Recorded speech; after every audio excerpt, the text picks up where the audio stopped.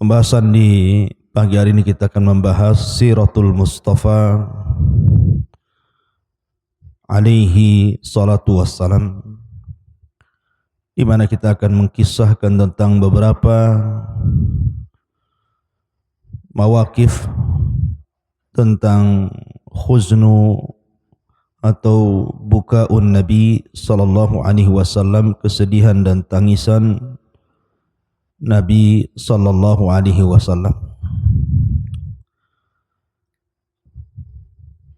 Ada yang mengatakan bahawa thamaniyatun la budda minha 'alal fata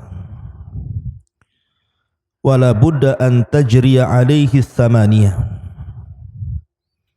sururun wa hammun wajtima'un wa furqatun wa usrun wa yusrun thumma suqmun wa afiyatun. 8 perkara yang mesti terjadi kepada manusia, dan 8 perkara itu tidak mungkin tidak pasti terjadi. Sururun, kebahagiaan, wahammun, dan kesedihan, wajtima'un, berkumpul, wa furqatun, dan berpisah, wa usrun, kesulitan, wa yusrun, kemudahan, thumma sukmun, sakit, wa afiyatun, dan sehat. Ini pasti terjadi 8 perkara ini.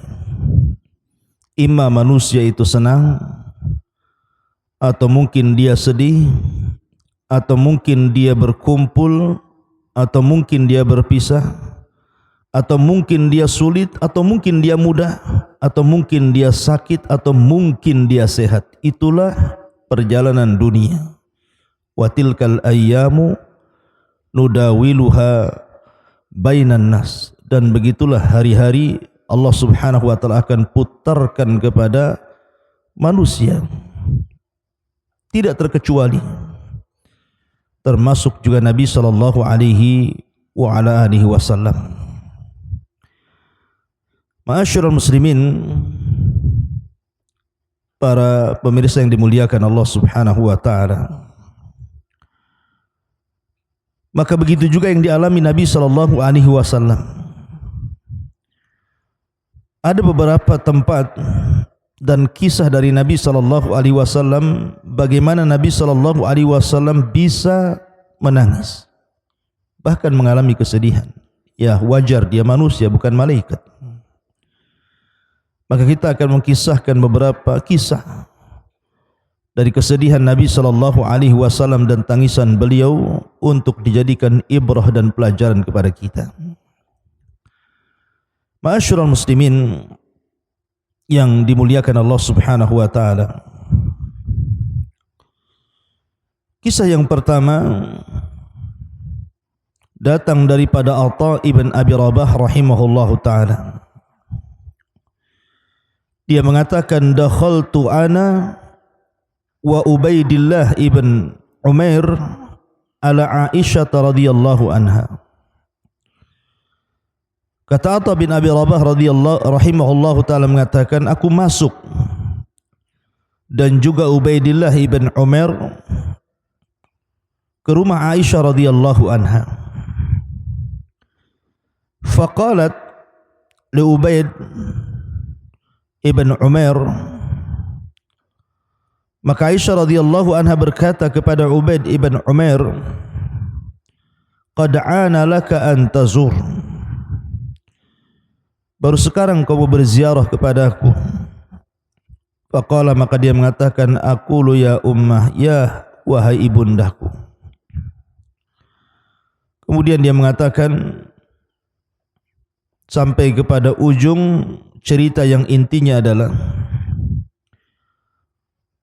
Ibnu Umar ini meminta kepada Aisyah radhiyallahu anha untuk menceritakan yang paling ajib Yang paling mengherankan yang Aisyah radhiyallahu anha lihat daripada Nabi sallallahu alaihi wasallam selama berumah tangga dengan Rasul dan selama Rasul masih hidup. Maka Aisyah radhiyallahu anha sempat terdiam sejenak, fasakatat. Kemudian dia berfikir sampai akhirnya dia mengatakan, falam yazal yabki hatta lamma kana lailah minal layali, lamma kana lailatu minal layali. Suatu malam ketika Nabi sallallahu alaihi wasallam berada di giliranku, faqala Nabi sallallahu alaihi wasallam, ya Aisyah, dharni ata'abbadu lailata li rabbi. Wahai Aisyah, tinggalkan diriku untuk beribadah di malam hari ini untuk Rabbku. Maka Aisyah radhiyallahu anha mengatakan, wallahi inni la uhibbu qurbak wa uhibbu ma yasurruk. Wahai Rasul, demi Allah, sesungguhnya saya ingin dekat selalu denganmu, tetapi saya juga cinta dengan apa yang kusukai. Maka Aisyah radhiyallahu anha menceritakan, faqama fatatahhar. Maka Nabi SAW pun bangun dari tidurnya, kemudian berwudu. Thumma qama yusalli. Kemudian dia salat. Falam yazal yabki hatta balla hijruh. Maka tiba-tiba Nabi SAW menangis. Menangis sehingga tetesan air matanya itu menetes di lantainya. Kemudian ketika Nabi SAW wa kana jalisan, Rasul pun kemudian ketika salat dia mulai duduk tasyahud. Falam yazal yabki hatta balla lihiyatuh. Nabi SAW tidak terhenti dan tidak menghentikan tangisannya sampai seluruh janggutnya penuh dengan air matanya. Thumma baka hatta ballal ardu. Kemudian Rasul terus menangis sampai akhirnya bumi di sekelilingnya tertetes dengan air mata Nabi SAW. Faja'a Bilalun yu'adzinuhu bis-shalah. Maka Bilal pun kemudian mengumandangkan azan untuk panggilan salat. Falamma ra'ahu yabki, ketika Bilal melihat Rasul menangis, tentu orang menangis itu ada bekas tangisan. Maka Bilal mengatakan, ya Rasulullah tabki wa qad ghafarallahu laka ma taqaddama min dhanbika wa ma ta'akhkhar. Rasul, kau masih bisa menangis? Padahal Allah Subhanahu wa taala sudah mengampuni dosamu yang telah dan yang akan datang. Maka Nabi SAW mengatakan, ya Bilal, afala akun abdan syakura. Salahkah aku menjadi hamba yang bersyukur? Laqad nazalat alayya lailatu ayat. Semalam turun ayat kepadaku. Kemudian Rasul mengatakan, wailun liman qara'aha walam yatafakkar fiha. Celaka bagi orang yang membacanya tapi tidak mau merenungkannya. Kemudian Nabi SAW membacakan surah Ali Imran ayat 190. Inna fi khalqis samawati wal ardh wa ikhtilafil laili wan nahari la ayatin liulil albab. Sungguhnya pada penciptaan langit dan bumi dan adanya perbedaan malam dan juga siang adalah tanda-tanda bagi orang yang mau berfikir. Lihat bagaimana Nabi SAW ketika salat dia menangis. Dia merasakan lezatnya salat. Sampai Aisyah radhiyallahu anha melihat bagaimana tangisan Nabi SAW. Tidak terhenti mulai dia berdiri sampai dia duduk sampai selesai waktu datangnya waktu subuh. Beliau terus menangis. Ma'asyiral muslimin yang dimuliakan Allah Subhanahu wa taala, tentu karena takutnya Nabi SAW kepada Rabbnya, dan harusnya kita seperti itu. Kemudian kisah yang kedua, suatu malam juga Aisyah radhiyallahu anha menceritakan, suatu ketika Nabi SAW itu berada di gilirannya, di giliran Ummul Mukminin Aisyah radhiyallahu anha.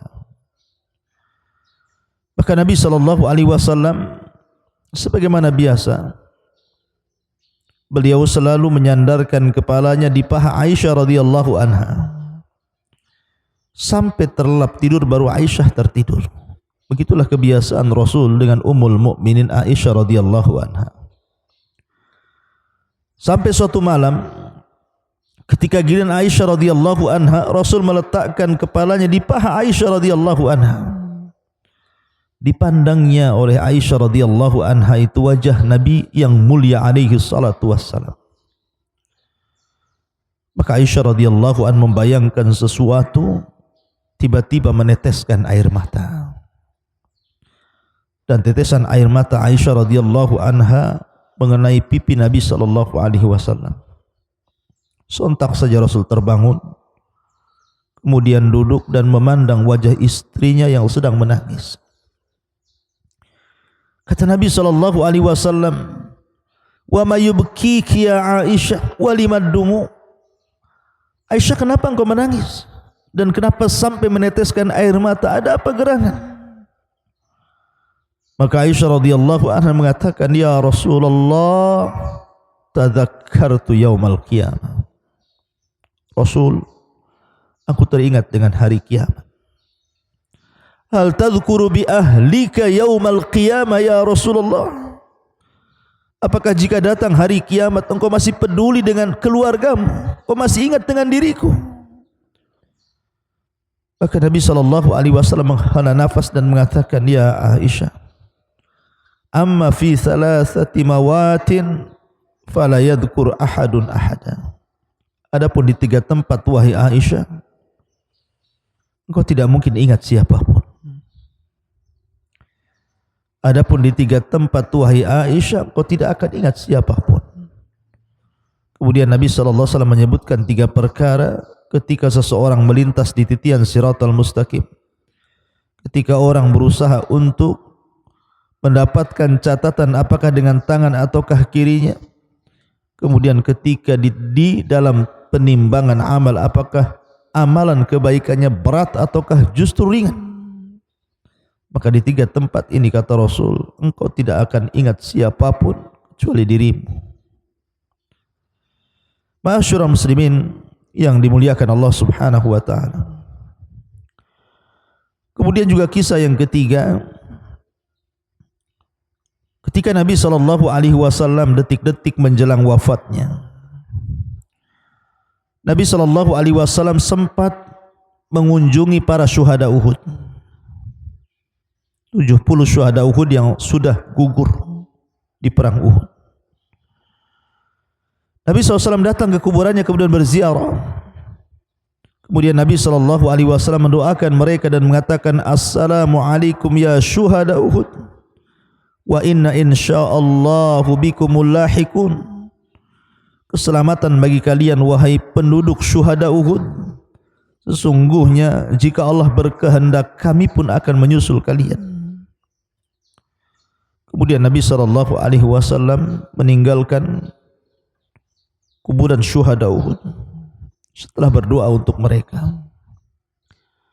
Pulang kembali ke kota Madinah. Di tengah jalan, tiba-tiba Nabi SAW menangis. Sehingga tangisan Nabi SAW diikuti oleh tangisan para sahabat Rasul. Nabi SAW mengatakan, "Wadidtu ana qad ra'ayna ikhwanana." Sungguh aku rindu ingin melihat saudara-saudara kami. Qalu, sahabat mengatakan, "Awalasna ikhwanaka ya Rasulullah, bukankah kami saudara-saudaramu wahai Rasul?" Maka Nabi SAW mengatakan, "Antum ashabi, antum ashabi, kalianlah sahabat-sahabatku, bukan saudara-saudaraku." Lalu siapa saudara-saudara yang dimaksud Nabi SAW? Maka Nabi SAW mengatakan, ikhwanuna alladzina lam ya'tu ba'du.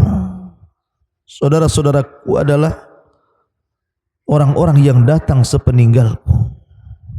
Dalam riwayat yu'minuna bi wa lam yarawni. Mereka mau beriman kepadaku, padahal mereka tidak pernah memandang dan menatap wajahku. Ma'asyiral muslimin yang dimuliakan Allah Subhanahu wa taala. Lihat bagaimana Nabi SAW betapa cintanya kepada kita sampai dia menangis, memikirkan nasib umat sepeninggalnya. Orang-orang yang beriman kepada Rasul tetapi tidak pernah menatap wajah Rasul. Makanya ketika Nabi SAW berwasiat sebelum wafatnya, yang diingat adalah kita, ummati, ummati, umatku, umatku. Kalau Nabi SAW ingat kepada kita, apakah anda ingat kepada Nabi SAW? Senantiasa bersolawat kepada Nabi SAW, mengikuti perintah, menjauhi larangan, menikmati yang dihalalkan, menjauhi yang diharamkan. Ma'asyiral muslimin yang dimuliakan Allah Subhanahu wa taala. Kemudian kisah yang keempat. Suatu ketika Nabi SAW keluar bersama Abu Bakar dan Umar. Sebenarnya pada awalnya Rasul tidak tahu bahwa Abu Bakar akan keluar di waktu itu. Begitu juga sebaliknya, Abu Bakar dan Umar pun tidak tahu kalau Rasul juga keluar. Tapi keduanya bermaksud menjumpai Nabi SAW di waktu zahirah, persis ketika matahari berada di atas kepala. Dan itu bukan kebiasaan orang Arab, keluar di siang hari. Tiba-tiba kemudian keduanya berjumpa. Nabi SAW berjumpa dengan Abu Bakar dan Umar. Kemudian Nabi SAW bersabda, wa ma akhrajakuma, apa yang membuat kalian berdua keluar? Apa yang membuat kalian berdua keluar? Maka Abu Bakar dan Umar mengatakan, ju' ya Rasulullah, ju', rasa lapar wahai Rasul, rasa lapar wahai Rasul. Maka kemudian keduanya balik bertanya kepada Nabi SAW, wa ma akhrajaka ya Rasulullah, lalu apa yang membuat anda keluar juga wahai Rasul? Maka Nabi SAW pun kemudian mengatakan, ju ya Aba Bakrin wa ya Umar, sama rasa lapar wahai Abu Bakar, wahai Umar. Subhanallah. Nabi, Rasul, Ulul Azmi, Sayyidul Anbiya'i wal Mursalin lapar. Sementara kita bukan siapa-siapa, yang banyak dosa, tapi terkadang kita dilebihkan dunia, itu pun tidak bersyukur kepada Allah Subhanahu wa taala. Kemudian Nabi SAW pun akhirnya mengajak keduanya, mengajak Abu Bakar dan Umar radhiyallahu an untuk menemui salah seorang sahabat Nabi sallallahu alaihi wa ala alihi wasallam. Maka berangkatlah Nabi sallallahu alaihi wasallam bersama Abu Bakar, bersama Umar radhiyallahu an ke rumah Abi Khaytham ibn Tayhan. Rumah Abu Khaytham ibn Tayhan, salah seorang sahabat Ansar yang disaudarakan dengan Uthman ibn Mad'un radhiyallahu an. Dan itu kebetulan rumahnya di perbatasan kota Madinah, jauh dari kota. Dan terkenal kedermawanannya Abu Khaytham ibn Tayhan ini. Akhirnya kemudian setelah sampai di rumah Abu Khaytham, maka tidak didapati Abu Khaytham yang ada istrinya. Kemudian kata istrinya, suaminya sedang mencari air bersih, tunggu saja sebentar. Maka karena adabnya, tiga orang yang mulia ini pun kemudian menunggu kedatangan Abu Khaisam di luar rumah. Sampai akhirnya betul-betul mereka berjumpa dengan Abu Khaisam yang sedang mencari air bersih. Maka Abu Khaisam tidak pernah melihat tamu semulia mereka bertiga yang datang. Tentu ingin memuliakan, karena memang itu adabnya dan akhlaknya yang diajarkan Rasul. Man kana yu'minu billahi wal yaumil akhir falyukrim dhaifahu. Barang siapa yang beriman kepada Allah dan hari akhir, maka hormati tetangganya. Maka akhirnya kemudian Abu Khaisam pun hendak menyembelih salah seekor kambing yang terbaik. Tapi Nabi SAW melarangnya, kemudian menyuruh mengambil kambing yang biasa-biasa saja. Akhirnya kemudian setelah disembelih, dikuliti, dicincang, maka kemudian direbuslah daging kambing itu. Tentu orang yang lapar mencium aroma daging kambing akan semakin lapar. Apalagi kemudian dihidangkan di hadapan mereka bertiga, Rasul, Abu Bakar dan Umar, dan juga tuan rumah di situ. Setelah matangnya daging kambing yang berasap itu, kemudian disediakan tamar, kurma kering dan air putih, siap santap. Tapi apa yang terjadi? Nabi SAW tidak menyentuh makanan itu, tidak disentuhnya oleh Rasul. Tiba-tiba Nabi SAW memandang makanan-makanan itu, fabakan Nabi SAW. Tiba-tiba Rasul menangis, memandang makanan yang siap santap padahal dalam kondisi lapar. Sempat-sempatnya Nabi SAW menangis. Maka Abu Bakar Siddiq radhiyallahu an, yang memang sifatnya selalu ingin persis seperti Rasul, ikut menangis tanpa bertanya, kenapa anda menangis wahai Rasul? Maka dua orang yang mulia ini kemudian tenggelam dalam tangisan melihat makanan itu, kecuali Umar bin Khattab radhiyallahu anhu. Dia mengatakan kepada Nabi SAW, afi hadhil halah tabkun, apakah dalam kondisi seperti ini kalian berdua menangis? Makan, ini rezeki dari Allah Subhanahu wa ta'ala.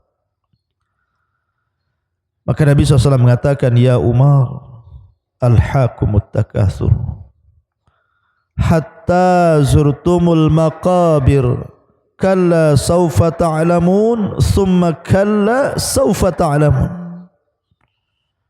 kalla law ta'lamuna ilmal yakin, sampai kepada ayat wa yauma thumma la tus'alunna yauma idzin 'anin na'im. Sungguh kalian akan ditanya kelak pada suatu hari di hadapan Allah Subhanahu wa ta'ala tentang nikmat-nikmat yang Allah anugerahkan kepada kita.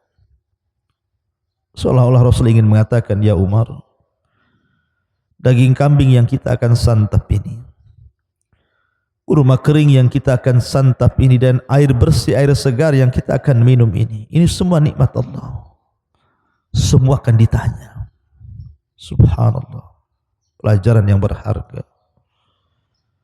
Padahal yang memberi makan sahabat, tidak mungkin memberi makan yang haram. Makanan yang dimakan pun adalah makanan halal, bukan makanan haram. Yang memakan pun Rasul, Abu Bakar dan Umar yang sudah mendapat jaminan surga. Tapi Nabi SAW mengajarkan kepada kita semua bahwa kalian akan ditanya akan nikmat Allah Subhanahu wa ta'ala yang Allah anugerahkan ini. Sampai Rasul ketakutan. La tus'alunna yawma idzin 'anin na'im. La tus'alunna, sungguh kalian akan ditanya yawma idzin, kelak pada suatu hari, 'anin na'im, dari nikmat yang Allah anugerahkan kepada kalian. Ma'asyiral muslimin yang dimuliakan Allah Subhanahu wa ta'ala, lihat bagaimana Nabi SAW sangat sedih dan takut menjadi hamba yang kufur nikmat. Ini kisah yang kelima. Kisah yang keenam, Nabi SAW itu sangat senang mendengarkan bacaan Quran walaupun Al-Quran turun kepada dia. Dan salah satu sahabat Nabi SAW yang paling indah bacaannya, yang disejajarkan dengan malaikat Jibril adalah Ummi Abdin, ibnu Ummi Abdin, atau nama lain daripada Abdullah ibnu Mas'ud radhiyallahu anhu. Suaranya sangat indah sekali. Saking indahnya, Nabi SAW mengatakan kepada Abu Bakar dan Umar, wahai Abu Bakar dan Umar, kalau ingin memperdengarkan suara tatkala turun kepadaku dari Jibril, falyasma qira'ata ummi ibnu Ummi Abdin, maka pendengarkan bacaannya ibnu Ummi Abdin. Maksudnya siapa? Abdullah ibn Mas'ud radhiyallahu anhu. Suatu ketika Nabi SAW memanggil Abdullah bin Mas'ud radhiyallahu anhu dan mengatakan, Iqra' alayyal Qur'an, bacakan kepadaku Quran. Maka Abdullah ibn Mas'ud heran dan mengatakan, Ya Rasulullah, aqra'u alaika wal Qur'anu unzila ilaik? Rasul, apakah harus aku bacakan Quran ini kepadamu sementara Quran ini turun kepadamu? Maka Rasul mengatakan, Inni ashtahi an asma'ahu min ghairi, tapi aku ingin mendengar suara itu dibaca dari selainku. Iqra', baca. Maka karena ini perintah Nabi SAW, faqara'at an-nisa, faqara'a surat an-nisa, maka Abdullah ibn Mas'ud radhiyallahu an pun membaca surah Nisa sampai kepada ayat, fa kaifa idza ji'na min kulli ummatin bisyahid wa ji'na bika ala haula'i syahida, fa rafa'tu ra'si, kemudian fara'aitu dumu'ahu tasil hatta ataitu ila hadhil ayah, fa kaifa idza ji'na min kulli ummatin bisyahid wa ji'na bika ala haula'i syahida, fa qala an-nabiy sallallahu alaihi wasallam, hasbuka ya hasbuka, hasbuka ya ibn Mas'ud, hasbuka ya ibn Mas'ud. Faltafattu ilaihi fa idza ainahu tadrifan. Maka ketika Abdullah bin Mas'ud membacakan surah An-Nisa sampai kepada ayat yang artinya bagaimana apabila kami mendatangkan setiap umat ini dengan saksinya dan kami jadikan engkau sebagai saksi bagi mereka, maka ketika dirinya disinggung oleh Allah Azza wa Jalla bahwa kelak pada hari kiamat dia akan menjadi saksi bukan hanya kepada umat Islam tapi juga umat-umat sebelumnya, maka Nabi SAW kata Abdullah bin Mas'ud, ketika aku mengangkat kepala melihat Rasul, tiba-tiba dari kedua kelopak mata Rasul mengalir air matanya, sehingga Nabi SAW mengatakan, hasbuk, hasbukal an, cukup, cukup.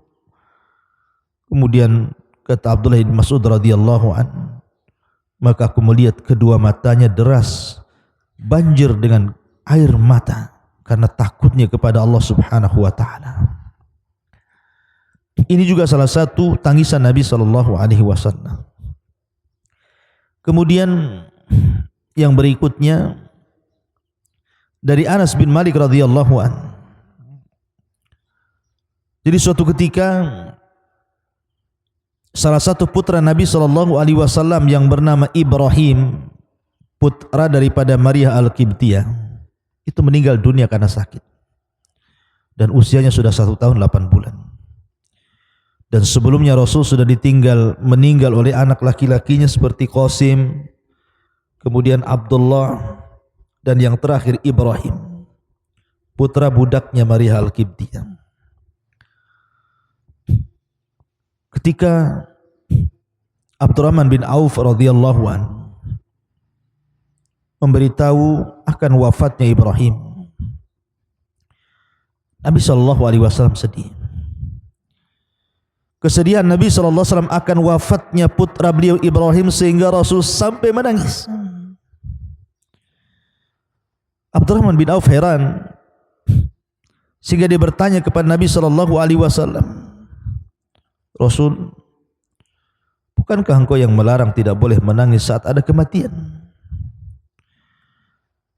Maka Rasul sallallahu alaihi wasallam mengatakan, "Ya ibn Aufin, innaha rahmah. Innaha rahmah." Wahai Abdurrahman bin Auf, sesungguhnya air mataku adalah air mata kasih sayang. Air mata kasih sayang. Kemudian dia mengatakan, "Innal aina la tadma wa innal qalba la tahzan wa la naqulu illa bima yarda rabbuna wa inna bi firakika ya Ibrahim la mahzunun."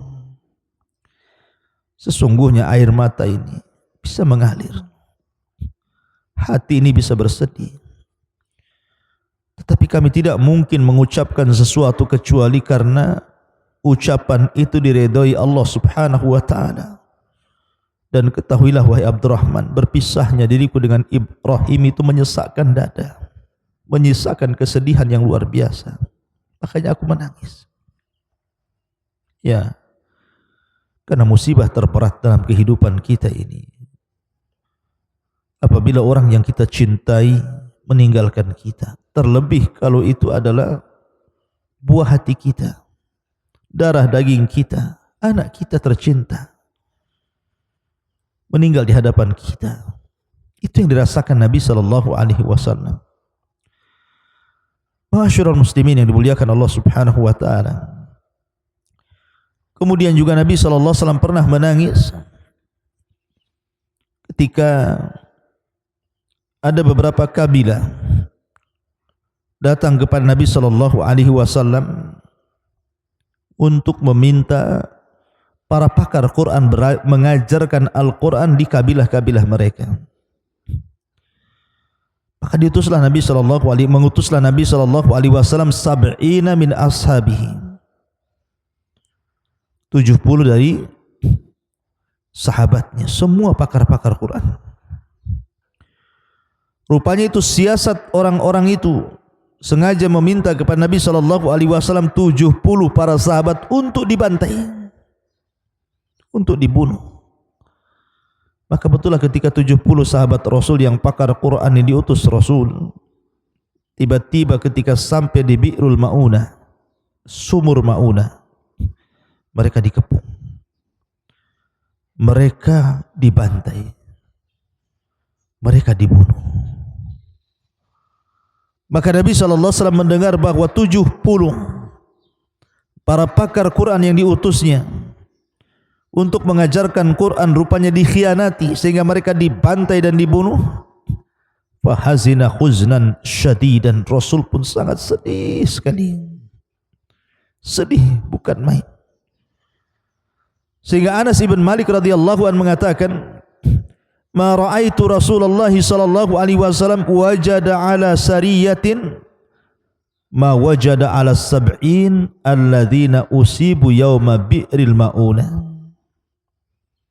Kanu yud'auna al-qurrah fa makatha syahran yad'u ala qatlihim." Kata Anas bin Malik radhiyallahu anhu, aku tidak pernah melihat Nabi SAW memendam kesedihan apabila mengutus pasukan yang tidak dipimpin beliau, sebagaimana sedihnya Rasul ketika mendengar 70 orang-orang yang disebut sebagai qurra, pakar Quran, yang dibantai di sekitar sumur Ma'unah. Maka kesedihan Rasul membawa kepada kunut nazilah. Nabi pun kemudian berkunut sebulan lamanya, berdoa kepada Allah subhanahu wa ta'ala untuk kemenangan karena terbunuhnya 70 orang tanpa bersalah, dibantai dan dibunuh para qurra. Maka Nabi SAW sangat sedih sekali. Ini juga diantara kesedihan dan juga tangisan Nabi SAW. Kemudian juga diantara tangisan Nabi SAW adalah ketika wafatnya Khadijah. Karena 6 bulan atau dalam tahun yang sama, ada yang mengatakan 6 bulan setelahnya, orang yang dicintainya juga meninggal. Jadi Khadijah radhiyallahu anha dan juga pamannya Nabi SAW dalam tahun yang sama meninggal dunia. Dan kita tahu bahwa Khadijah radhiyallahu anha sangat membantu Rasul dalam dakwah, apalagi dia wanita yang dicintainya. Begitu juga pamannya Abu Thalib, walaupun masih kafir tetapi terkenal pembelaan kepada dakwah Nabi sallallahu alaihi wasallam. Jadi ketika wafatnya Khadijah bintu Khuwailid radhiyallahu anha,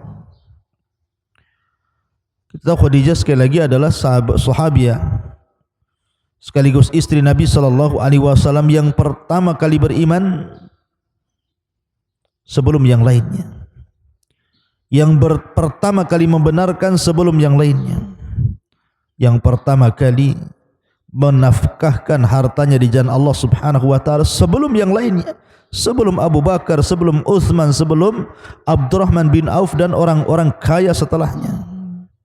Maka Khadijah satu-satunya wanita yang mengorbankan segalanya.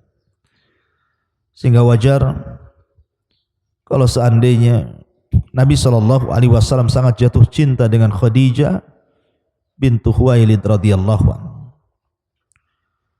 Sampai suatu ketika Jibril pernah menitipkan salam kepada Rasulullah untuk Khadijah dan mengatakan, sampaikan salamku kepada Khadijah, sampaikan salam dari Arabnya dan dariku kepada Khadijah.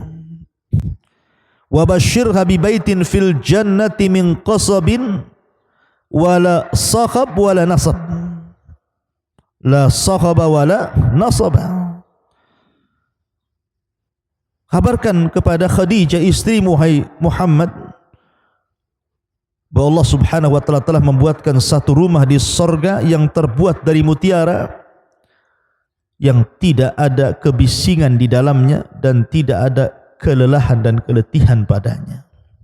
Ya, kenapa kemudian Allah Subhanahu wa taala menyediakan satu surga yang tidak ada kebisingan? Karena Rasul tidak pernah mendengar ucapan dari Khadijah kecuali yang baik. Satu kalimat pun Khadijah tidak pernah mengucapkan kalimat yang menyakiti hati Nabi sallallahu alaihi wasallam sepanjang berumah tangga. Betapa banyak hari ini istri-istri yang mudah mencela suaminya, mengucapkan kata-kata kotor, seolah pertengkaran itu bagian daripada hidupnya. Tetapi Nabi SAW selama berumah tangga dengan Khadijah tidak pernah bertengkar. Satu ucapan pun tidak pernah didengar dari lisan Khadijah.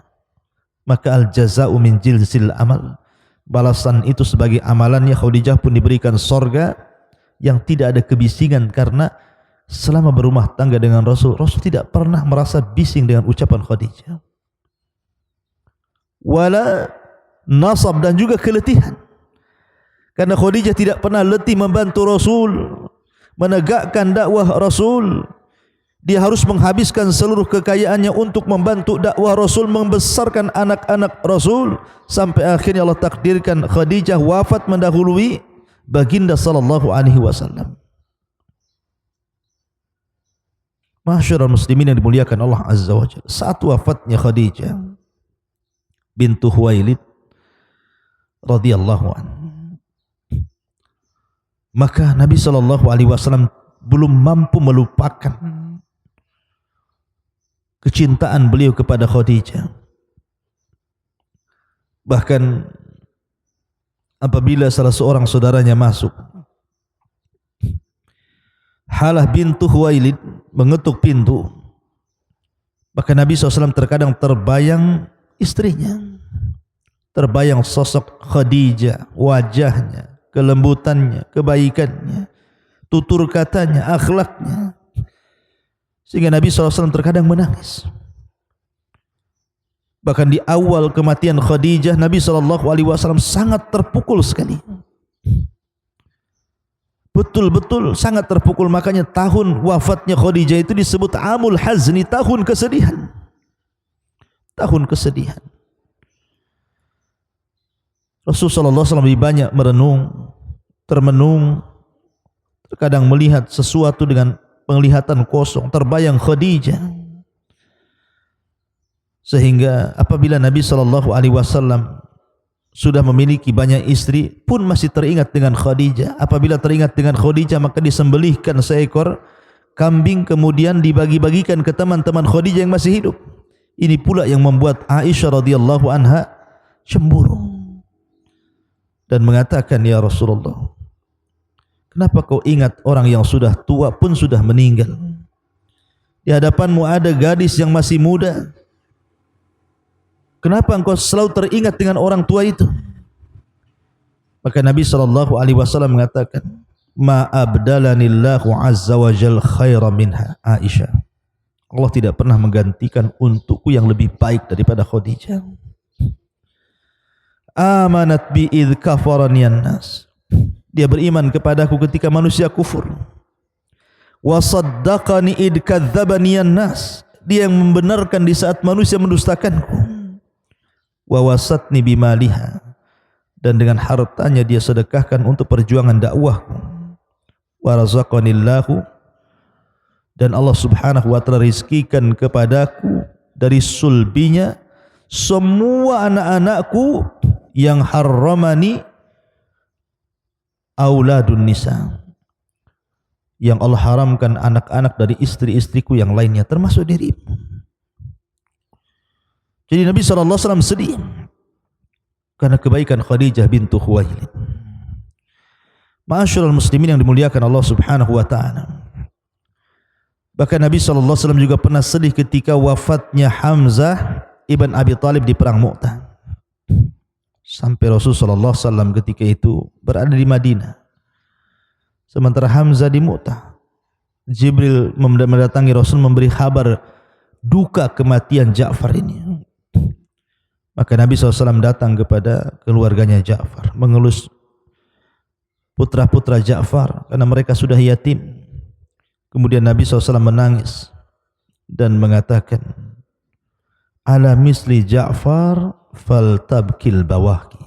Seperti Ja'far lah, maka silahkan orang-orang yang hendak menangis, menangislah. Karena jasa yang ditorehkan Ja'far ibn Abi Talib luar biasa dalam perkembangan Islam di permulaan dakwah.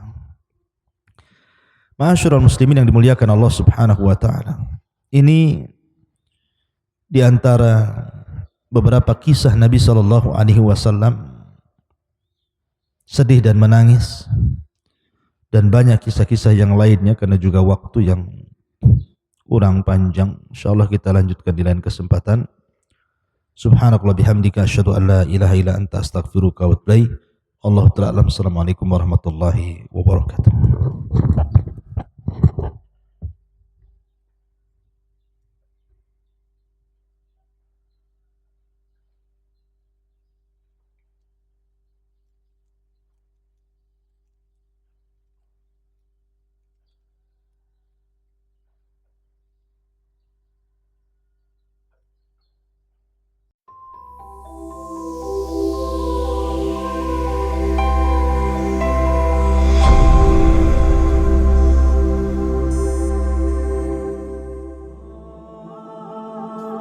Bismillahirrahmanirrahim. Assalamualaikum warahmatullahi wabarakatuh. Sahabat yang beriman, dikisahkan dalam suatu riwayat, Yazid Ar-Roksi meriwayatkan dari Anas bin Malik, suatu ketika Jibril datang menemui Rasulullah SAW di waktu yang tidak biasa. Bahkan raut wajah Jibril pun terlihat berbeda dari biasa. Melihat perbedaan dari malaikat Jibril ini, Rasulullah SAW lantas bertanya, "Mengapa aku melihat raut wajahmu berbeda?" Jibril menjawab, "Ya Muhammad, aku datang kepadamu di saat Allah menyuruh supaya dikobarkan penyalaan api neraka. Maka tidak layak bagi orang yang mengetahui bahwa neraka jahanam itu benar, siksa kubur itu benar, dan siksa Allah itu terbesar untuk bersuka-suka sebelum ia merasa aman daripadanya." "Ya Jibril, jelaskan padaku gambaran neraka jahanam itu," tanya Rasulullah SAW. Ketika Allah menciptakan jahanam, maka dinyalakan apinya selama 1000 tahun sehingga merah. Kemudian dilanjutkan 1000 tahun sehingga putih. kemudian 1000 tahun sehingga hitam, lalu menjadi hitam gelap, tidak pernah padam nyala dan baraknya. Demi Allah, andaikan terbuka sebesar lubang jarum, niscaya akan dapat membakar semua penduduk dunia karena panasnya. Demi Allah, andai satu baju ahli neraka itu digantung di antara langit dan bumi, niscaya akan mati penduduk bumi karena panas dan bau busuknya yang tak tertahankan. Demi Allah, andaikan satu pergelangan dari rantai itu diletakkan di atas bukit, niscaya akan cair sampai ke bawah bumi yang ketujuh. Demi Allah, andaikan seorang di ujung barat tersiksa, niscaya akan terbakar orang-orang yang di ujung timur karena sangat panasnya jahanam itu sangat dalam. Perhiasannya besi dan minumannya air panas bercampur nanah, dan pakaiannya adalah potongan-potongan api. Api neraka itu ada 7 pintu. Jarak antara pintu sejauh 70 tahun, dan tiap pintu panasnya 70 kali dari pintu yang lain. Nabi Muhammad SAW meminta Jibril untuk menjelaskan satu persatu mengenai pintu-pintu neraka tersebut. Jibril lalu menjelaskan apa yang diminta oleh Rasulullah SAW. Pintu pertama dinamakan Hawiyah, artinya jurang, yang diperuntukkan bagi kaum munafik dan kafir. Hal ini sebagaimana arti dari firman Allah, maka tempat kembalinya adalah neraka Hawiyah. Quran Surat Al-Qari'ah ayat 9. Pintu kedua dinamakan Jahim, yang diperuntukkan bagi kaum musyrikin. Hal ini sebagaimana arti firman Allah ini, dan diperlihatkan dengan jelas neraka Jahim kepada orang-orang yang sesat. Quran Surat Asy-Syu'ara ayat 91. Pintu ketiga dinamakan Syakor, yang diperuntukkan bagi kaum Sobin atau penyembah api. Tentang neraka ini Allah telah berfirman dengan artinya, apakah yang memasukkan kamu ke dalam Syakor atau neraka? Quran Surat Al-Mudatsir ayat 42. Pintu keempat dinamakan Ladda, diperuntukkan bagi iblis dan para pengikutnya. Allah telah berfirman, sekali-kali tidak dapat, sesungguhnya neraka itu adalah api yang bergejolak. Quran Surat Al-Ma'arij ayat 15. Pintu kelima dinamakan Khutomah, artinya menghancurkan hingga berkeping-keping, diperuntukkan bagi kaum Yahudi. Allah telah berfirman dalam Al-Quran, dan tahukah kamu apakah Khutomah itu? Yaitu api yang disediakan Allah yang dinyalakan. Quran Surat Al-Humajah ayat 5 dan 6. Pintu keenam dinamakan Syair, arti harfiahnya adalah api yang menyala-nyala, diperuntukkan bagi kaum kafir. Allah Ta'ala telah berfirman, dan dia akan masuk ke dalam api yang menyala-nyala. Quran Surat Al-Insyiqaq ayat 12. Rasulullah bertanya, bagaimana dengan pintu ketujuh? Diperuntukkan untuk siapa pintu itu? Sejenak malaikat Jibril terdiam. Malaikat Jibril seperti ragu untuk menyampaikan siapa yang akan menghuni pintu ketujuh. Akan tetapi Rasulullah mendesaknya sehingga akhirnya malaikat Jibril pun berkata, pintu ketujuh diperuntukkan bagi umatmu yang berdosa besar dan meninggal sebelum mereka bertaubat. Mendengar penjelasan yang mengagetkan itu, Rasulullah pun langsung pingsan. Jibril lalu meletakkan kepala Rasul di pangkuannya sehingga sadar kembali, dan sesudah sadar beliau berkata, ya Jibril, sungguh besar kerisauan dan sedihku. Apakah ada seorang dari umatku yang akan masuk ke dalam neraka? Jibril menjawab, ya, yaitu orang yang berdosa besar dari umatmu. Rasulullah lalu menangis mendengar penuturan Jibril.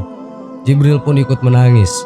Kemudian Rasul langsung masuk ke dalam rumahnya dan tidak keluar kecuali untuk sholat. Setelah kejadian itu, beliau tidak berbicara dengan siapapun selama beberapa hari. Dan ketika sholat, beliau pun menangis dengan tangisan yang sangat memilukan. Sahabat yang beriman, demikianlah pintu-pintu neraka yang Allah ciptakan. Semoga kita dijauhkan dan bisa bertaubat kepada Allah sebelum ajal menjemput kita. Amin. Wallahu a'lam. Wassalamualaikum warahmatullahi wabarakatuh.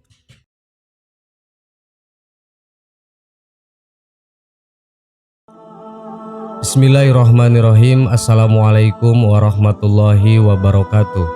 Sahabat yang beriman, neraka merupakan tempat pembalasan dengan segala penyiksaan yang amat pedih. Tentu tidak ada satupun orang yang ingin menjadi penghuninya.